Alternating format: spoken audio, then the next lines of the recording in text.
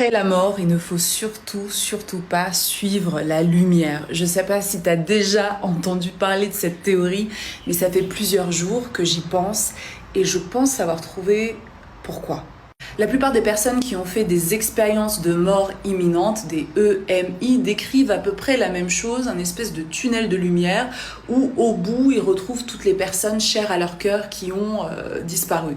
Des humains, des animaux, voilà, ils sont tous là pour les accueillir. Mais on est en droit de se demander, vu que dans notre dimension tout est faux, dans cette simulation tout est corruption et mensonge, est-ce qu'il n'y aurait pas un ultime trick, un ultime piège, même après la mort? Parce qu'en réalité, ce qu'on appelle la mort, c'est la mort du corps physique. Notre âme et notre esprit, eux, sont immortels. Donc il serait possible qu'il y ait un ultime piège dans l'entre-deux-mondes pour récupérer notre âme et notre esprit. Certains disent même que le fait de suivre cette lumière nous entraînerait directement dans un tunnel comme ça de réincarnation, où on reviendrait dans une boucle infinie dans le cycle des réincarnations sur Terre.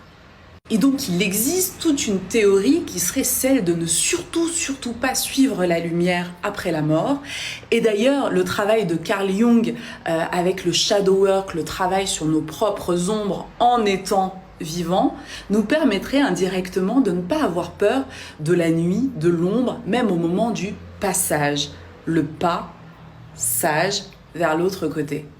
Ce moment où notre âme est hors du corps, l'âme hors. Tu as envie toi aussi d'entraîner ton oreille à entendre la langue des oiseaux, la langue des alchimistes, je t'invite à écouter du contenu, notamment des vidéos YouTube de Patrick Burenstenas.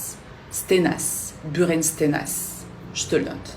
Voilà, on serait un petit peu comme des enfants, des éternels enfants qui ont peur du noir et au moment de la mort, on retomberait dans ce piège-là de aller vers la lumière parce que forcément, notre cerveau de la 3D, notre cerveau polarisé bien mal jour-nuit, a inconsciemment dans son subconscient la programmation du la lumière c'est le bien et le noir c'est mystérieux, c'est occulte, c'est dangereux, donc on n'y va pas.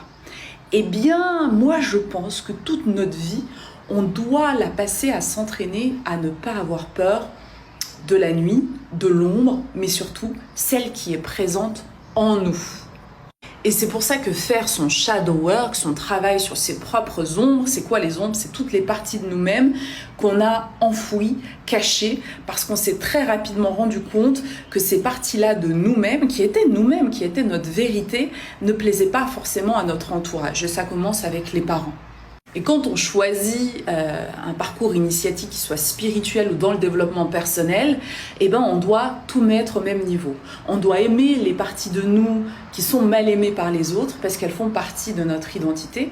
Bien sûr, si elles sont compliquées, dérangeantes pour les autres, on doit apprendre à les maîtriser, à les canaliser, mais on doit aimer notre part lumineuse qui nous rend aimables de ce qui nous rend potentiellement mal aimés. On doit aussi l'aimer et l'accepter. Et donc, mettre au même niveau notre partie lumineuse et notre partie ombrageuse, ça nous permettrait de travailler notre propre discernement et du coup, rapidement capter au moment du passage que pourquoi elle est dans la lumière si je suis la lumière, si j'ai mis de la conscience sur toutes les parties de qui je suis. Et aussi, si sur Terre, on prend le temps de maîtriser nos émotions, honte, culpabilité, envie, tristesse, nostalgie. Du coup, au moment du passage, nous sommes complets et nous sommes détachés de tous ces aspects-là. Donc, le trick là, la petite manigance, le petit piège de te dire « Regarde là-bas, il y a tous les gens que tu as aimés, allez, vas-y. » Ben non, tu es stable, tu maîtrises tout ça. Tu dis « Les gens que j'ai aimés sont là. » sont dans mon cœur à tout jamais. Je n'ai pas peur, je suis bien, je suis connectée au divin, je pars en prière, rien de mal ne peut m'arriver. Tu es déjà dans ta complétude, donc tu n'as pas à aller vers la lumière. Tu meurs en étant dans ta complétude. C'est d'ailleurs tout un passage dans mon livre dans lequel j'explique notamment qu'on doit sortir du tabou de la mort, que la mort ne doit plus être un tabou, qu'il y a beaucoup trop de coachs de vie et pas assez de coachs de mort. Et j'y partage aussi une notion que je trouve intéressante et qui, moi, me guide dans ma vie. Je pense que nous vivons uniquement pour préparer les 5 dernières minutes avant notre passage. Toute notre vie, en fait, est simplement un algorithme que nous mettons en place pour nous préparer au passage de l'autre côté.